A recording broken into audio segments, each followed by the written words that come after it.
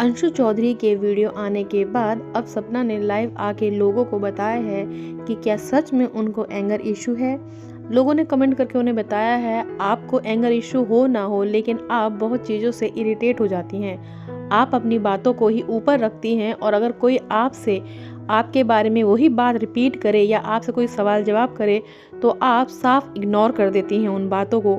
आप सीधे सीधे किसी को कोई जवाब नहीं देती हैं, क्योंकि अब तक जो भी बातें हो रही थी, जो भी इशू थे, तो स्नैपी गर्ल सपना चौधरी उन बातों के लिए बार बार अंशु को कह रही थी कि बोलो तुम जवाब क्यों नहीं दे रही हो। हर एक वीडियो में वो यही कह रही थी कि अंशु तुम चुप क्यों हो।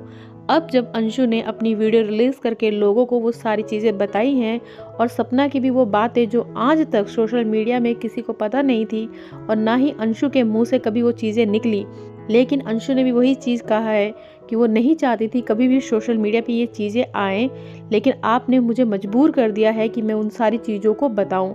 और बहुत सारी चीज़ें होती हैं एक फैमिली में, इसका ये मतलब नहीं होता कि इंसान हर एक चीज़ को सोशल मीडिया पे लेके आ जाए।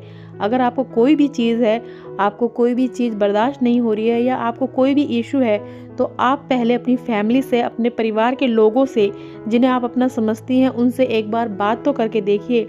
आप सीधा सोशल मीडिया पे जाकर लोगों के ऊपर इल्ज़ाम लगाती हैं, क्वेश्चन करती हैं, हर एक को कटघरे में खड़ा करती हैं।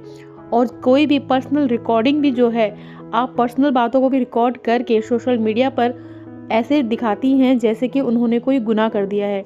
इसका मतलब ये है कि आपके मन में पहले से ही ये बातें रहती हैं कि आप इन चीज़ों को बाद में आगे जाके यूज़ करेंगे, इसलिए आप हर एक चीज़ को रिकॉर्ड करती हैं। गौरतलब है कि अंशु ने अपनी वीडियो में सपना की कई बातें ऐसी बताई हैं जिन्हें सुनकर, जिन्हें जानकर उनके जो भी सपोर्टर हैं वो भी हैरान हैं। अंशु ने बताया है कि सपना न केवल अपने गुस्से की वजह से अपने बर्ताव में मिसबिहेव करती थी, बल्कि उन्होंने अपनी सास के साथ भी मिसबिहेव और मार पिटाई करी है। इसके अलावा उन्होंने अंशु के साथ भी लड़ाई करी थी, जिसके कारण से अंशु के बैक में भी पेन हुआ और उन्हें चोट लग गई थी।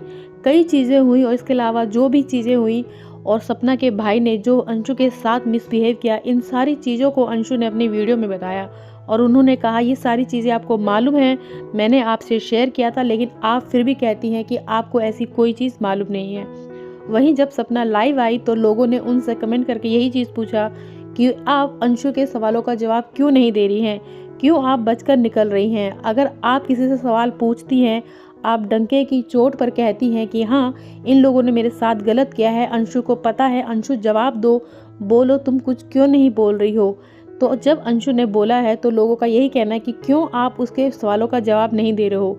जो बात उसने रखी है, अगर वो सच है तो आप उसको एक्सेप्ट कीजिए, अगर उसने गलत बातें कही है तो आप उस बारे में भी बात कीजिए। लेकिन सपना ने इन बातों को इग्नोर कर दिया है और सिर्फ अपनी इन बात को बताया है कि किस तरीके से वो लोग उसे एंगर इशू के रूप में बता रहे हैं।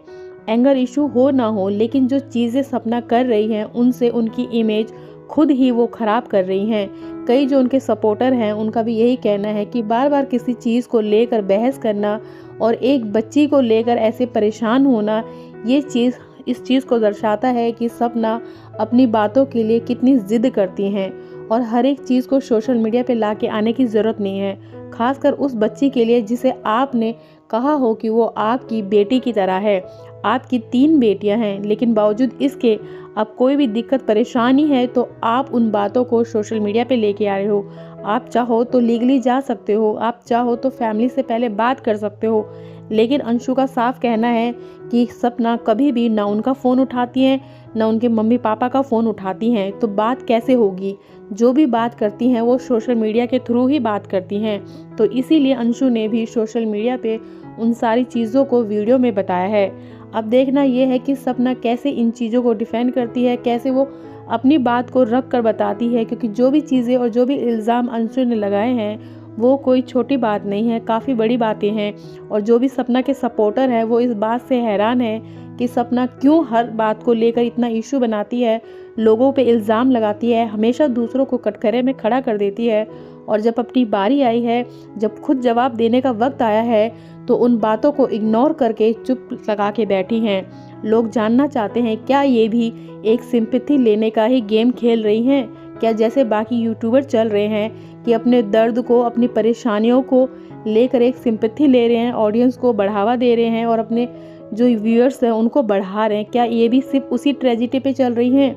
लोगों का कहना है कि आप इन चीज़ों को छोड़ दीजिए और अपनी बेटियों पर ध्यान दीजिए, क्योंकि आपको अपनी बेटियों के लिए जीना है। आप उन चीज़ों से हट जाइए और अपनी बेटियों की परवरिश पे ध्यान दीजिए, अपने पर ध्यान दीजिए, अपने काम पे ध्यान दीजिए, क्योंकि इन बातों से कुछ नहीं होगा। जो आपकी अच्छी खासी इमेज बनी हुई है, जो लोग आपको सपोर्ट करते हैं, आप उन चीज़ों को भी खो दोगे।